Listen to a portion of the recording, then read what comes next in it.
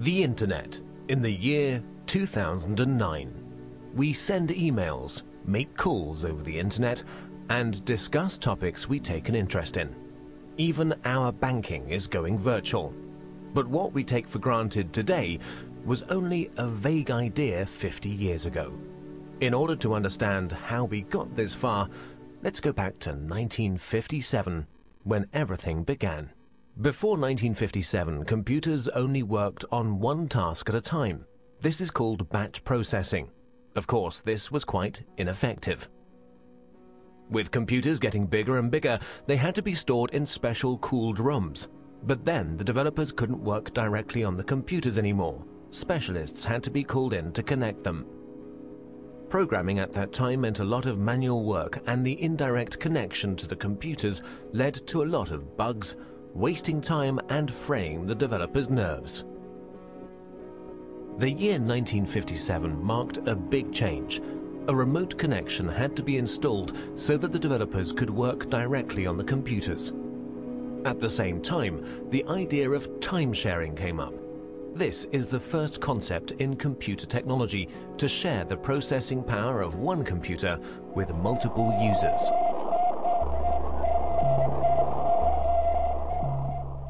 On October 4th in 1957, during the Cold War, the first unmanned satellite Sputnik 1 was sent into orbit by the Soviet Union. The fear of a missile gap emerged. In order to secure America's lead in technology, the US founded the Defense Advanced Research Project Agency in February 1958.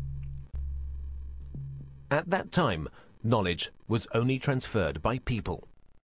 The DARPA planned a large-scale computer network in order to accelerate knowledge transfer and avoid the doubling up of already existing research. This network would become the ARPANET. Furthermore, 3 other concepts were to be developed, which are fundamental for the history of the Internet. The concept of a military network by the RAND Corporation in America. The commercial network of the National Physical Laboratory in England. And the scientific network Cyclades in France. The scientific, military, and commercial approaches of these concepts are the foundations for our modern Internet.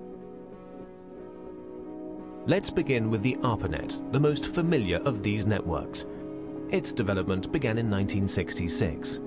Universities were generally quite cautious about sharing their computers. Therefore, small computers were put in front of the mainframe. This computer, the Interface Message Processor, took over control of the network activities, while the mainframe was only in charge of the initialization of programs and data files. At the same time, the IMP also served as interface for the mainframe. Since only the IMPs were interconnected in a network, this was also called IMP subnet. For the first connections between the computers, the Network Working Group developed the Network Control Protocol. Later on, the NCP was replaced by the more efficient Transmission Control Protocol. The specific feature of the TCP is the verification of the file transfer. Let's take a short detour to England. Since the NPL network was designed on a commercial basis, a lot of users and file transfer were expected. In order to avoid congestion of the lines, the sent files were divided into smaller packets, which were put together again at the receiver. Packet switching was born.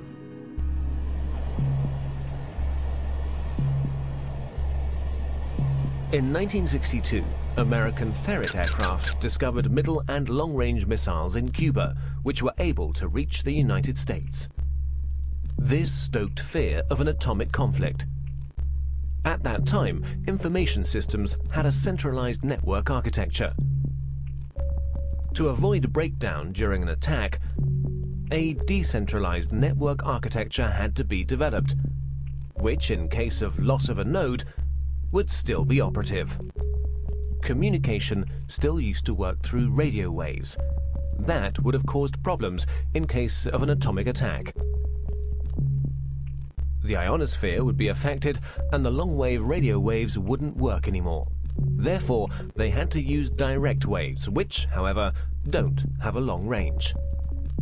A better solution was the model of a distributed network. Thus, long distances could be covered with a minimum of interference. Another milestone followed with the development of the French network Cyclades. Since Cyclades had a far smaller budget than ARPANET, and thus also fewer nodes, the focus was laid on the communication with other networks. In this way, the term Internet was born. Moreover, Cyclades' concept went further than ARPA's and the MPL's. During communication between sender and receiver, the computers were not to intervene anymore, but simply serve as a transfer node. Cyclades' protocol went through all machines using a physical layer that was implemented into the hardware, providing a direct connection with the receiver, an end-to-end structure. Inspired by the Cyclades network and driven by the incompatibility between the networks, their connection gained in importance everywhere.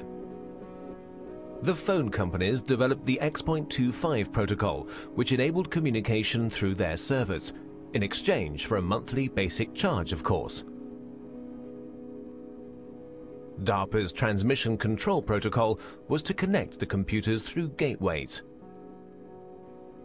And the International Organization for Standardization designed the OSI reference model. The innovation of OSI was the attempt to standardize the network from its ends, and the channel's division into separate layers.